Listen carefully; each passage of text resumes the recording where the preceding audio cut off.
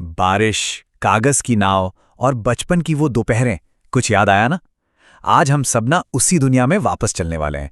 एक बहुत ही प्यारी सी क्लासिक हिंदी कविता है, नाव बनाओ नाव बनाओ। तो चलिए साथ मिलकर देखते हैं कि ये जो इतनी सिंपल सी लगने वाली कविता है, वो हमें इमेजिनेशन और एक्शन के बारे में क्या कुछ सिखाती है। अब पहली नजर में तो यही लगता है कि ये कविता सिर्फ कागज की नाव के बारे में है ना? पर असल में ये उससे कहीं ज्यादा है। ये कहानी है क्रिएटिविटी की और हमारे अंदर जो एक आलस होता है ना, उस पर काबू पाने की। और इस सब की शुरुआत होती है मॉनसून के जादू से। तो कहानी की शुरुआत होती है एक बच्चे के मन में आए एक जबरदस्त आइडिया से। पता है कब? जब वो आसमान में बादलों को घिरते हुए देखता है। जरा सुनिए इन शब्दों को, इनमें कितनी एक्साइटमेंट भरी है। भैया मेरे, जल्दी आओ। ये सिर्फ एक आवाज नहीं है, नहीं, ये तो एक बड़े ही रोमांचक प्लान की शुरुआत है। सोचिए, एक बच्चे की आंखों में चमक है और दिल में एक तूफान लाने वाला आइडिया है। और यही वो मोमेंट है जहां एक अकेला आइडिया एक शेयर्ड एडवेंचर बन जाता है। बच्चा अपने बड़े भाई को बस बुला नहीं रहा है, वो तो उसे अपनी इमेजिनेशन की दुनिया में खींच रहा है। और बस यहीं से असली कहानी शुरू होती है। और देखिए, बच्चे की ये पुकार बेकार नहीं जाती।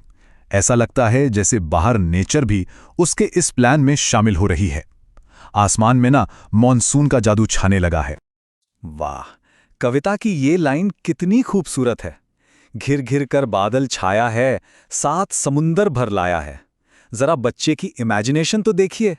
उसके लिए सिर्फ बादल नहीं है, नहीं, ये तो पूरी दुनिया के महासागर हैं जो सिमटकर उसके आंगन में बरसने को तैयार हैं। सच में यही तो है बचपन का जादू। एक छोटी सी बारिश की बौछार को समंदर की विशालता से जोड़ देना। ये दिखाता है कि एक बच्चे के लिए दुनिया कितनी बड़ी और कितनी सारी पॉसिबिलिटीज से भरी हो सकती है। और यहीं पर ना कविता हमें एक पल के लिए रोकती है और सोचने पर मजबूर करती है। भाई, पोएटिक इमेजिनेशन तो अपनी जगह ठीक है, पर क्या हमने कभी सोचा है कि बादल असल में पानी लाते कहां से हैं? ये सवाल देखिए कैसे कविता की दुनिया को साइंस की क्यूरियोसिटी से जोड़ देता है। तो ठीक है, अब आइडिया भी है और बारिश भी आने वाली है। लेकिन भाई, हर बड़े मिशन की तरह इस मिशन के लिए भी कुछ रिसोर्सेज तो चाहिए ना। और बस यहीं से शुरू होती है एक खजाने की खोज। अब इन लाइंस में छिपी शरारत तो देखिए। बच्चा कितनी चालाकी से कहता है, गुल्लक भारी अपनी खोलो, हल्की मेरी नहीं टटोलो। ये सिर्फ पैसों की बात नहीं है, ये भाई बहन के बीच की वो प्यारी सी नोक-झोंक है जिसे हम सब जानते हैं और शायद जी भी चुके हैं। तो यहां दोनों गुल्लकों का फर्क एकदम साफ है। एक खाली और हल्की और दूसरी सिक्कों से भारी। ये सिर्फ एक पिक्चर नहीं है, ये तो बच्चे की स्मार्ट थिंकिंग का सबूत है। उसे अच्छे से पता है कि इस नाव बनाने वाले प्रोजेक्ट की फंडिंग कहां से आएगी। चलो, पैसा तो मिल गया, अब बारी है असली जादू की, यानी क्रिएटिविटी की। आप देखते हैं कि कैसे रंगीन कागज के टुकड़े एक खूबसूरत सी नाव में बदल जाते हैं। और इस ग्रेट क्रिएशन के लिए चाहिए भी क्या?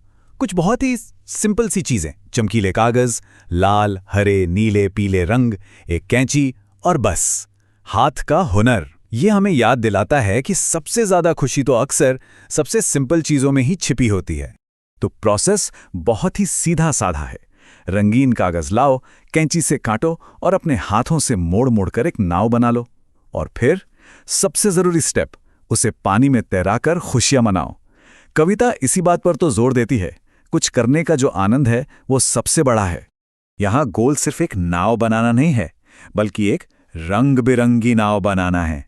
इसका कलरफुल होना बहुत जरूरी है, क्योंकि ये रंग बनाने वाले के मन की खुशी और एक्साइटमेंट को दिखाते हैं। तो नाव तैयार है, बारिश से गली में एक छोटी सी नदी भी बन गई है। और अब आता है कहानी का सबसे एक्साइटिंग मोमेंट, इस रंगीन क्रिएशन को उसकी पहली यात्रा पर भेजने का समय। और ये उतरी पानी में। कविता में जो शब्द है ना, छप छप, वो हमें सीधा उसी पल में ले जाता है। हम उस आवाज को, उस पहली लहर को जैसे महसूस कर सकते हैं जब कागज की नाव अपनी जर्नी शुरू करती है। और फिर शुरू होता है इसका ग्रैंड एडवेंचर। वो छोटी सी गली की धारा अब एक ताकतवर नदी बन गई है। नाव बारिश की बूंदों से लड़ती है, लहरों से टकराती है और बस आगे बढ़ती जाती है। ये एक छोटी सी नाव की एक महायात्रा है ना? और इस सफर का अंत भी उतना ही खूबसूरत है।